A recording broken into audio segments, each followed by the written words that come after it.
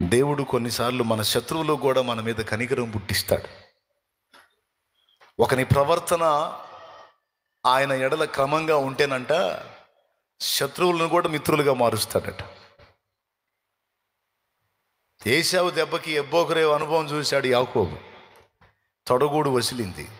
ఇప్పుడు లైన్లోకి వచ్చి కుంటుకుంటూ వస్తుంటే కోపం పోయి కనికరం వచ్చి తమ్ముడికి ఎదురు పోయి, అయ్యా తమ్ముడా యాకోబు అన్నాడు.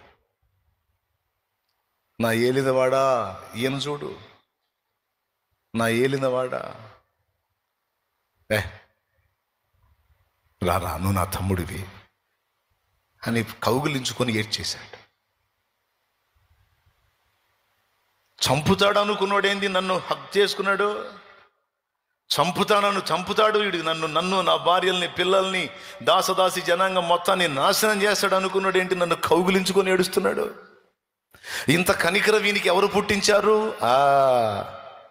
నా దేవుడు పుట్టించాడు. ఆయనకు సాధ్యం, ఆయనకు సమస్తము సాధ్యం. నా దేవుడు పుట్టించాడు వీని కనికరం.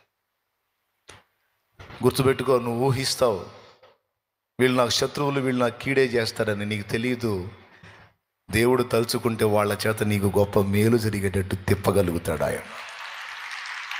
రెండవది, మీ జీవితంలో అనుమతించబడిన ప్రతికూలతలకు భయపడకండి. అవన్నీ మీకు శుభకరంగా మారిపోతాయి, ఆశీర్వాదకరంగా మారిపోతాయి. శత్రువులు సహా మిత్రులు అవుతారు నీకు.